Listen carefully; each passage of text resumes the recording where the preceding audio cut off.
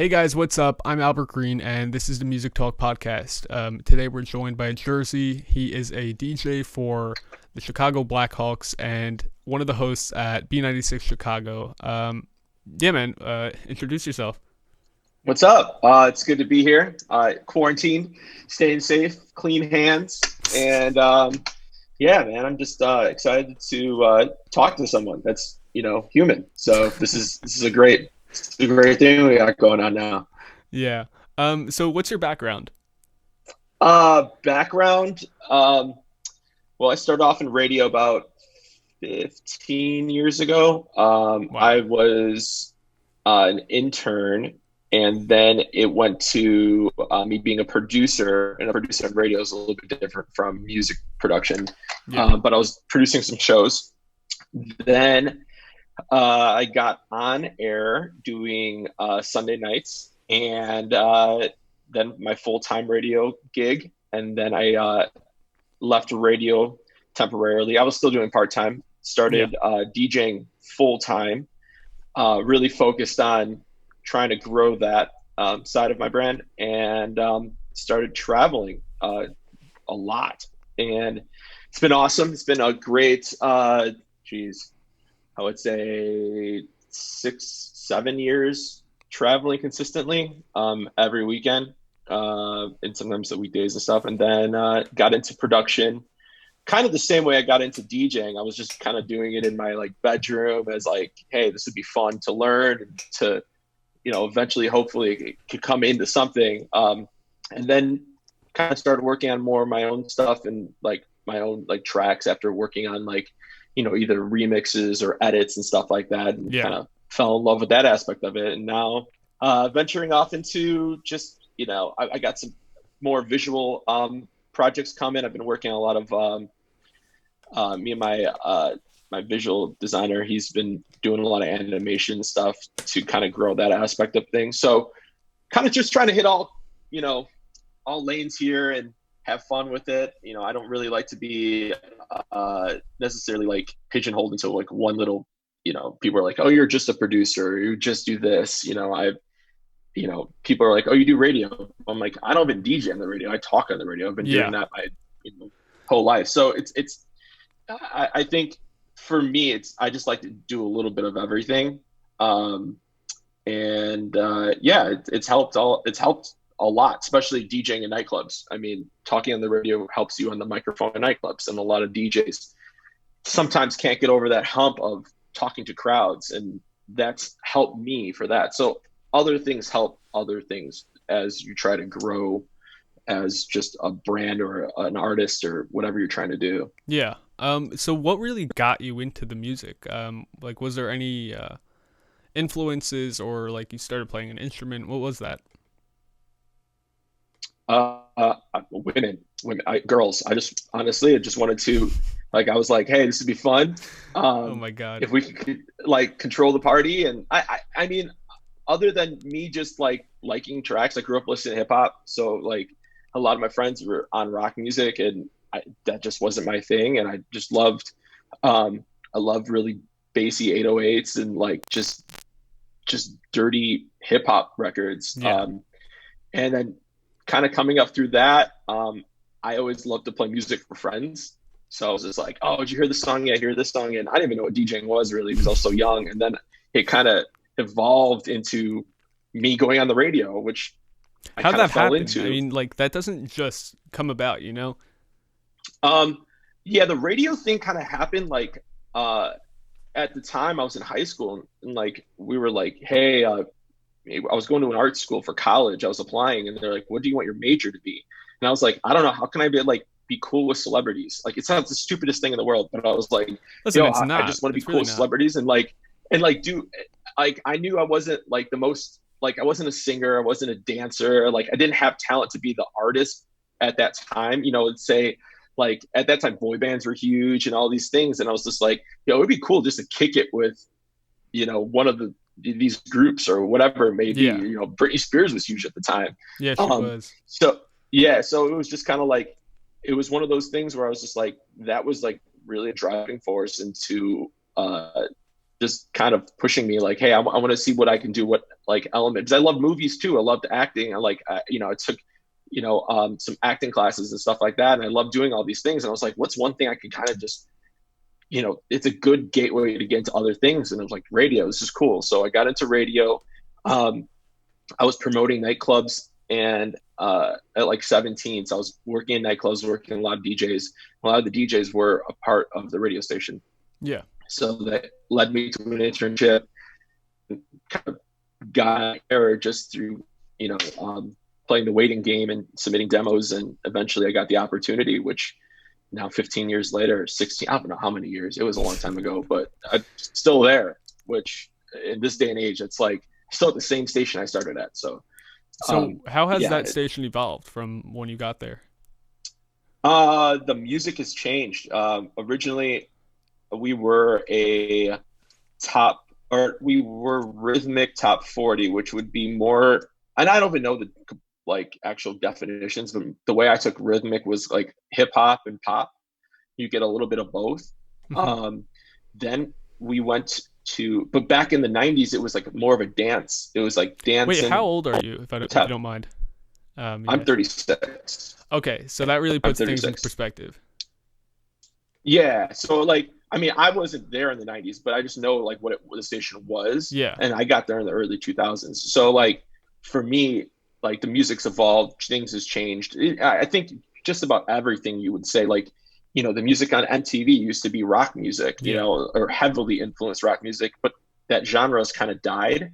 So it changes. When I first got on the radio, like all the those rock emo bands were huge, but we weren't playing them at our station. We were playing hip hop.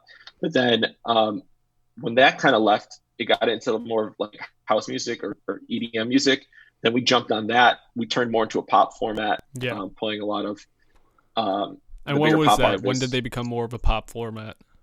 I would say we started changing maybe 2008, 2009. They started change the format to more pop mainstream. They got rid of the hip hop. Hip hop was dying as like. Yeah, I mean, pop was like a really big thing more into the 2010s. Obviously, it's developed over many, many years, but it definitely took off, I think, in the 2010s. Yeah, it's hard because, I think pop is always big and, hip hop's always big. But when you actually are talking about hits and you can look at the Billboard charts, like it's a good way to see like where songs are. All the top 10 songs right now are pretty much hip hop or somewhat, so it's like you could kind of see what's like driving top 40 radio or rhythmic radio or whatever. So it's like when you do pop radio, it's like, or top 40, you could kind of go, hey, we could be a little bit more hip hop today. We could be a little bit more Taylor Swift. Yeah. But for me, you gotta kind of have that balance of what people want. And at a big radio station like that, you have to, music's always going to change. In the 2000s or 2010, 2011, like big artists had huge pop hits. You had the Rihannas of the world, stuff like that. So those songs were really carrying stations like that and stuff. So it's pretty clear that you have like these cool stories and cool things that happened in your life. But what do you really think, is that really like success to you, or is there another definition to success for your career? Honestly, I think for me, like success is if I'm happy with what I'm doing. I think that's like the biggest in terms of success. I like, that's the biggest thing that I would emphasize on. Like, if I'm happy, if I'm cool with it, and I'm having a good time doing it, and I'm making money, like, I'm not necessarily, I didn't get into this, like, for me picking a career in radio, I never thought I was gonna be rich off of it. Yeah. But it was something that I was like, this is fun. I can make a living doing it. And fortunately, like, in the DJ world, that's been a great way for me to do other things. It opens up a lot of doors, a lot of opportunities. I think for me, success is just being happy, and also like continually trying to do what I want to do, and not like, hey, this job doesn't allow me to do that, because I mean, DJing could take me wherever I want. I mean, there's DJs that are doing movies, there's DJs that are doing music, there's Yeah. DJs that have their own restaurants and bars. So I think Like a great you kind example of, of that, I feel like would be Steve Aoki. He has his own pizza shop, which I find really funny, um, because you know how he used to like throw pizzas into the crowd. So yeah, yeah, he literally opened up. I don't know if there's a few of them. I just know of one of them. He opened one up in L.A. Um, I don't know. People are just like they're not weird, but like they like to have their hands in like multiple different um shit. What's the word? Multiple areas, I guess you could say. But yeah, yeah. I mean, I think it's, I mean, for anybody, I think most people, like, even if they work a 9 to 5 job, they want to do other stuff. yeah, So I think it's maybe not, if you're a lawyer, it's not easy to just say, hey, I want to do music, because that's not really in your kind of like, I guess, your area of expertise, or no one yeah, would probably take you as serious. But when you say, hey, I'm a DJ and I want to open up a restaurant or bar, or have some sort of input on that, or partnering with somebody, people can say like, hey, he knows the scene, he knows the nightlife industry, he knows like what's cool, what's not, yeah. And what what I think works. like works helps the most about that is like people. You can literally read a crowd by just looking at them, whether it's their It's ethnicity. connecting. It's Yeah. Yeah. So like at the end of the day, all It's sorry, continue. I think the end of the day is, if I'm going to finish your statement here, I think it's connecting with people, no matter which way you Yeah, do it. Um, I think that's what's gonna, you're gonna win, and it doesn't make a difference on what that, whatever venture you want to take on. Like, as long as you can connect with people and you're happy doing it, like, you're gonna be successful doing it. yeah. So that's what kind of drives me to, really create and do things I like to do. So what is the ultimate direction for your career? What is that? What do you want it to look like in 50, no, let's say 30 years from now when you retire? I think there's not really a path, because, for DJs, we don't really have, you don't, you can't look back and be like, hey, you know, the DJs from 30 years ago, we're kind of like the first ones of this generation to like travel and do what we're doing. And we don't really know like where it's going to end, because we're kind of like, the, not, I wouldn't say pioneers of, but like we're the first ones to actually be doing this on, like, hey, we're traveling consistently, we're playing these bottle service clubs. Those things didn't exist. And I think also to say that, like, hey, if I keep going on this path, like, what's going to happen, you don't really know, because traveling DJing wasn't a thing, whatever, 20 years ago, because the the way that, like, nightclubs made money was through the bar. The bar Yeah, didn't really have those huge rings like they do with bottle service. So when bottle service started, it was like a big boom. And then even to say like what Vegas DJs were getting paid, like, if you can say some of these DJs like Calvin Harris would be thinking he'd be making however many millions of dollars per show, he'd be like, I would never have thought about that. So yeah, I don't necessarily want to say like, hey, this is where I'm going to go, this is where it's going to be. I'm just going to go wherever my career path kind of takes me, and like whatever I'm feeling at the time. It's like, hey, I really am involved in, music banking for right now, hmm or I'm really like this, creating restaurants and experiences. So I want to see what opportunities come from this, and kind of let that take me into whatever direction, as long as I'm happy doing it, though. yeah. If it So you just sucks, want I to play don't it want by to do ear. it. But what was that? You Yeah, just play want to by play ear, it by pretty ear. much. Yeah, yeah, exactly. Um, Yeah. so if there was like any DJ that you can open up for, who would it be? Open up for? Yeah, Uh, I don't really. I would say, like, when I was young, like I was like really getting into it. Actually, they even have. I mean, they really didn't have openers like they do now. Like, I mean, I don't know. I would say me just playing for any type of good crowd that appreciates the music that I like to play, I'm happy with. And as long as the crowd is like into it, I love to do it. Like, I've played some I've played some weird parties before, but people were so into it that I was like, I would never see myself being like, this is not me. But then I got up there, these people were so into it that I was like, that threw me for a curveball. It was like, I didn't expect this. I'm having so much fun doing it. So as long as you get a good crowd, and it's not as easy as one may think. Like we don't necessarily have like these crowds that come through that are just everyone's awesome. Some of Yeah. them suck. Everyone may have just had a bad day all at once, and they all decided to come to this festival, or maybe too hot, or we're at this club, and the club just is not really what people are feeling, but they're there anyway because they have to be there for some reason. People, you could see it in people's faces and their attitudes, and it's just like you got to be that kind of like that. I don't know, that image of hope where people are like, Yeah. okay, if this guy's into it, we got to follow his lead. He's having a good time. So you kind of have to change, like, I guess, just the feeling that people are having at the time, and like, trying to make it more of a positive, kind of turn a negative into a positive, the people who Yeah. don't want to be there. But then sometimes you get great crowds, and I may be just tired or not feeling it. Like I'm just like jet lagged or whatever it may Hmm. be, or hung over from the last show. And I'm sitting here and I'm like, man, I don't really want to do this. And they get me going. So it works both ways. Yeah. Um, And I'm sure you could agree with but me on yeah, this. Like, when you're DJing a good crowd, and like this is, I'm talking like the perfect crowd.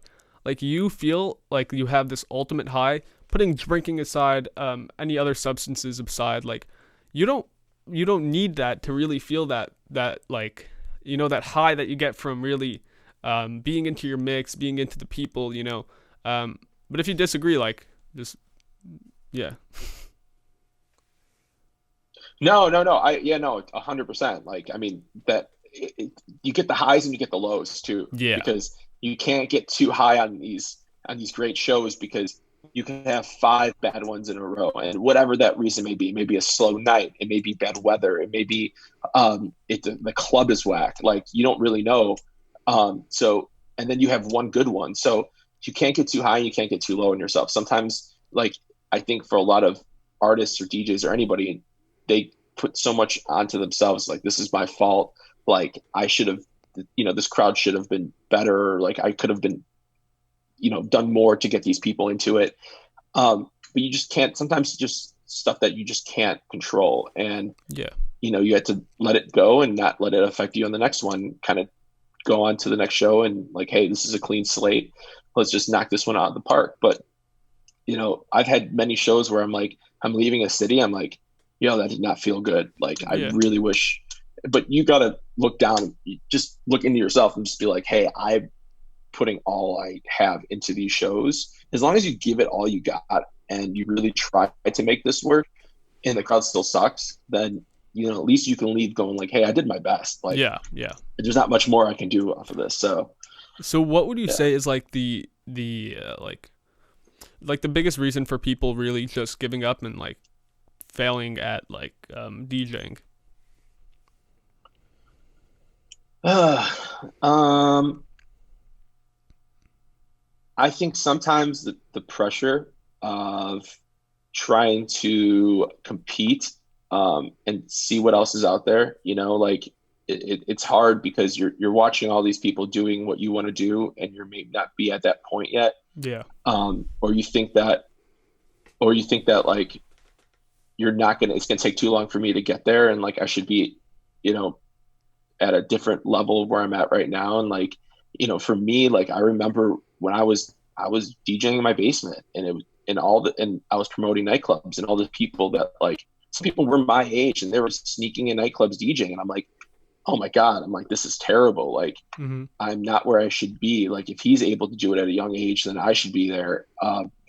But I think everyone kind of has their own journey and their own path. Like some of those people that I know that were DJing at a young age in nightclubs right now, it didn't pan out for them. Like their Yeah, careers just didn't work for whatever reason. Maybe they had other interests, they wanted to get into other things, or maybe they got caught up into, um, there's a lot of bad influences. You meet a lot of bad people, and like they may have gotten taken down the wrong path, and that spiraled their career out of the way. So it's like, there's a lot of different things that you can't look at outside elements that try to affect you. You just kind of have to do what you want to do, and like, and just don't let that don't let these things on left and right distract you from, your journey to being what you want to do.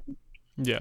So have you had any experiences like this yourself, or is this just like from experience, like knowing No, I stories? mean, like I think if anything, it takes the fun out of sometimes, like when you're doing these shows and like, you may get a string of a bad month or two where it's just like, these were all drags. And then Yeah. it's just like, this was not what I signed up for. And also too, like music constantly changes. So the music I started DJing in nightclubs with has completely changed. So there may be like a format of music. I know some DJs that were just like, I'm just not feeling it anymore.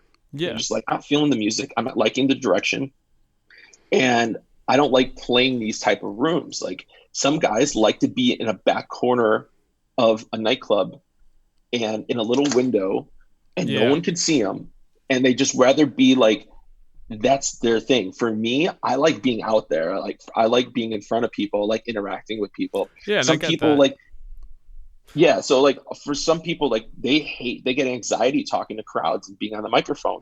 It But is then hard. It's definitely hard. it Like, is, it is, and something you just got to learn and kind of like work on. But some of those people are just kind of like, this is not a challenge that I'm. This is not what I got into DJing. I liked when I didn't have to talk. I just played records. But now people expect more out of you and more out of your shows. And once those like doors have opened, it's kind of hard to go back to the way it used to be. You can't just put somebody in a corner and say, "Hey, make this a crazy party." It's because people are expecting more. They're expecting everything. So you yeah. kind of have to constantly up it. Like right now, this whole virus situation has really opened the doors to streaming. And I think a lot of DJs are now doing sets from their studios or their offices or just anywhere, in their bedrooms or living rooms. I don't think that once this whole thing is over with, you're going to see the end of it. I think people are going to be, hey, it's Tuesday afternoon, I'm going to do an hour DJ set. Yeah, I mean, And even like with this podcast, I feel like I'm definitely going to continue it. I was thinking of bringing people into my studio, but at the same time, like the expense of doing that may not be worth it. And like doing this, I feel like is just so amazing. It's just crazy how technology like really affects people's lives, you know? yeah, and in a good way. And there's the bad ways too. But Yeah. I think right now, like, you have so many opportunities to connect with people, and technology can help with that. I don't see why, and just adds to our list of things that we need to do now, because people kind of, like I said, expect more out of you. But it all determines, it's what you want your brand to be, or you want your vision as an artist to be. Like Yeah. some artists are very secluded. They don't want to, they're not so exposed. So that may not be their thing. But then you have other artists that are out there doing podcasts, they're doing, videos, they're doing all these things behind the scenes. They're doing tutorials on how to make their music, Yeah. Yeah. some artists just rather be like completely different. But then you have the disadvantage that is that people aren't connecting with you. Mm-hmm. So now they're understanding you as a person a little bit more. And you're kind of giving them those like, hey, wow, this is a window to how he makes his music. I'm like connecting with this. Like I see the way he makes music is the same way that I make music. Those type of things just helps you, and it helps, more people connecting with you, and they can be like, I like this guy because I feel not just musically connected with him, but like on a personal level, I'm like, I get his vision. I get what he's doing. Like Yeah. it speaks to me. So, what was some advice that you were given, like, when you were just starting off, that really helped you through creating your career? Um, Advice. I mean, there's been so many things that I think that people have told me. I don't necessarily think there's one thing that uh, has been stuck in my head, something that I live by. But I definitely think that, I do take advice, and I do understand that, um, you as an artist it's subjective. You have a certain view for certain things, and other people have different views. And I have come to that just going through the ranks and getting up to where I am, and being able to get paid for what I do. You still hit a lot of people that come before that were just, hey, that you're not you're not that good. Don't play that music. That music sucks. But everyone is going to have an opinion to what, what you're doing. So just because, this guy over here, one of your boys from high school or college is like, hey, why are you playing this, this stupid shit? And it's like, listen, like, I'm doing it for this reason. They may not understand it because they work a completely different job. They're doing something completely different. So I think you just can't always listen to what other people say. Mm-hmm. And you kind of have to go by your gut sometimes, and just kind of like knowing that it's like, I'll figure this out, I'll work out, whatever that may be. If it's you do a mixtape that sounds like shit, people are giving you shit, or you do a track that people are just not feeling, but like, hey, it's a small piece, part of a bigger picture. Like, you do one song, it's like, cool. But if you do 30 songs and that one wasn't maybe as good as number 30, it's like, who cares? Like, you're putting out body of work. And I think people will appreciate going, this is what he did like 10 years ago. I remember this first song he did. It may not be amazing, but it still shows that like you've grown, and it's like just a process. Like, 100%. You can't expect what you're doing right now. There's not like an end where it's like, this is how it's going to be at the end.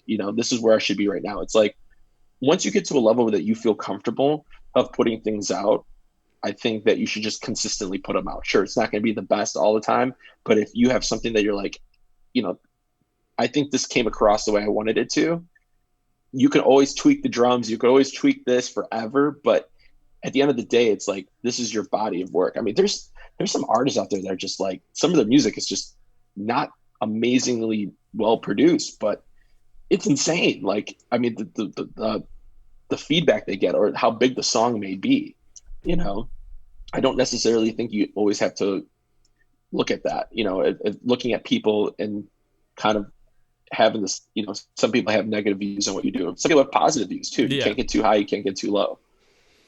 So we're getting close to the end, but I just wanted to ask you a few more questions. Sorry. How do you think how do you think the internet really impacted the music business overall? Music business. It's funny. I used to intern at Jive Records. So nice. I remember being in the mailroom mailing out Chris Brown's first records to DJs. Cow. And it's weird because it used to be very, I think music also used to be very regional. And now I've played overseas, I've played in Europe, and the way that they get records is the same time that we get records. So when it used to be back in the day, it was like, that record hasn't crossed over here yet. Yeah. Now people that like hip hop music and listen to the music is the same day it gets released, because it's like, hey, it's everywhere. This is an artist, like, so it's happening a lot faster.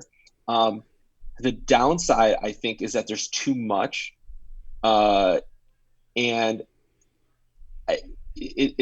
don't let songs like, I would say, I don't guess, like, marinate and kind of like, hey, like, this is my, like, let that song breathe for a little bit. Let it play it a few times. Don't, because the new shiny objects over here that just got released, now everyone jumps to this. No, I get and that.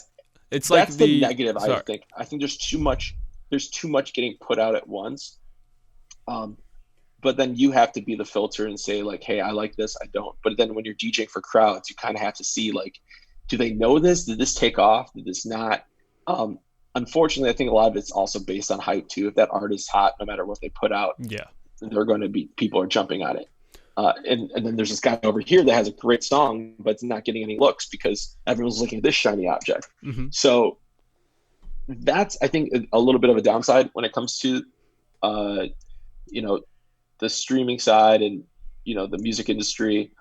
Also, I think that people have they can formulate their own opinions on a song and not be force fed as much as it was back in the day. I think, when I started on radio, the biggest way that people consume music was, number one, was radio at the time. Yeah. So, if you're a radio station and you're playing a song, I don't know, every 45 minutes in power rotation, that song's going to become a hit. Yeah. And other stations are doing it. At least I would hope so. Yeah. So it's weird because, it's almost like you're I wouldn't say manipulating, but you're kind of almost brainwashing people to like, oh, I love this song now. No, Like but you've like heard it 40, even if they don't like it, they're gonna still think it's a hit, and they're still gonna check it out because they heard it on the radio. So whether or not they like yeah, it doesn't matter because that song is out there now. So it's in this world of music, and it's being played more times than this guy on the bottom. So like, they're not gonna search up that bottom guy because they heard this song and they want to hear it again. You know? yeah, exactly. That is the music industry has changed now that streaming. I mean, you could kind of see that sometimes in playlists too. Like playlists are put on Spotify and stuff, and some songs are just naturally hits, but some songs are pushed by labels and they're pushed by management and to get those on those Yeah, Spotify and playlists, so it gets I've seen exposure. that many times.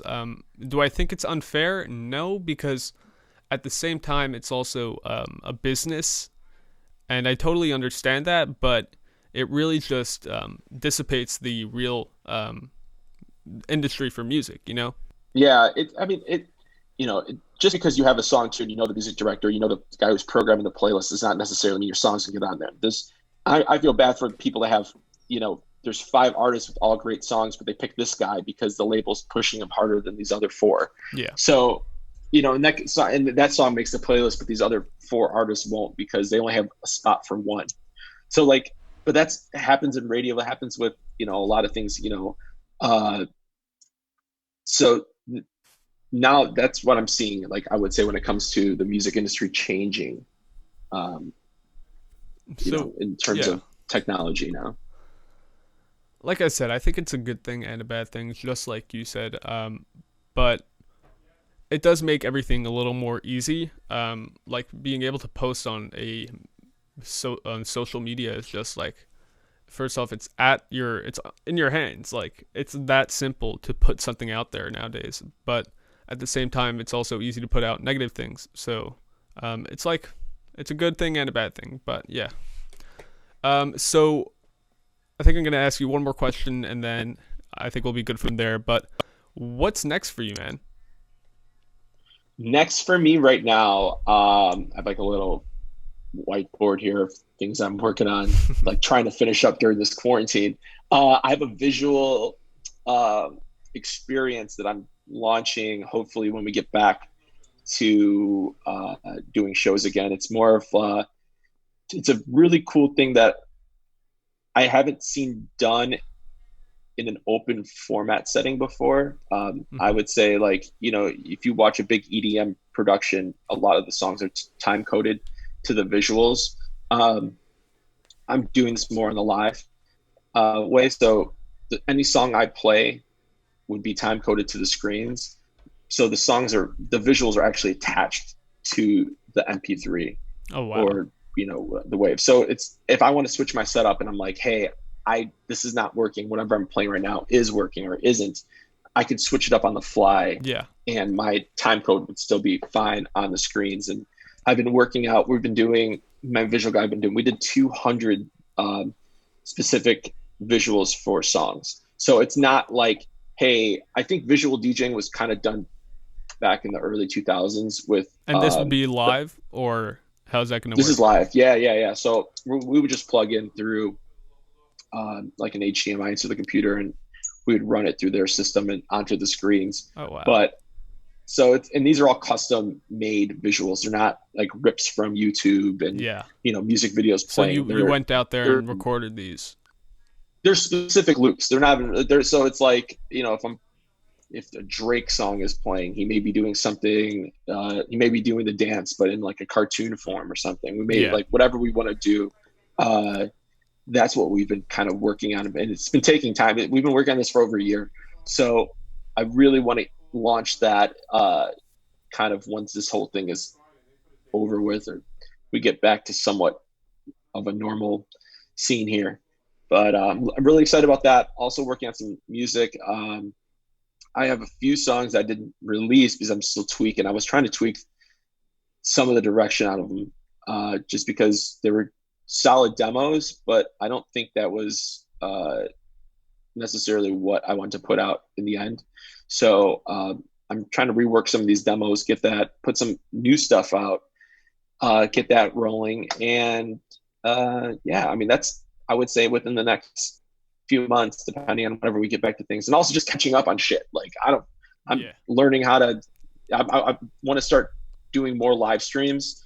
Just trying to build that out and trying to figure out the technology behind that, Yeah. because there's a lot of limitations due to the music that we're playing. We get kicked off. So there's ways around it, and there's good ways of getting the audio in there, and all learning how to do that properly. I want to kind of figure that out. I'm spending time doing that. So those are things I'm kind of trying to really work on right now during this downtime. Or I feel like I'm busier now than I am when I'm Yeah. traveling. Like That's I kind of thought how this I would be feel right like now too. relaxing and yeah, super easy. I was like, oh, this is cool. I took the first 2 weeks, did nothing. I I was like, you know what? I'm gonna take a breather, and just like did nothing. And then all of a sudden shit started piling up, and I'm like, oh my God, this is a great time to start working on this. This is like, shit, maybe I'll learn Spanish. I don't know. Like I was like, there's all these things. I was like, I can get this done now. So now I'm prioritizing. So we're coming to an end. But I just tell us where we can find you. Where can we find your socials? It's Jerzy Music everywhere. So JerzymUzik. And it's not the easiest, but I know that was something I picked 20 years ago on all my socials. And I was just like, didn't think about Google searches at the time. And now I'm like, oh man, that was a big backfire. But that was like, those were the tags, the handles that I had on all my stuff. So that's on all my socials. I just signed up for Twitch, so you can find me on there eventually too. So Alrighty, man. So yeah, guys, this is the Music Talk podcast with Jerzy. Hope you guys enjoyed, and yeah, you want to say anything? thank you for listening to us for the last hour. Hopefully you gained some knowledge, and we were somewhat interesting. You didn't fall asleep here.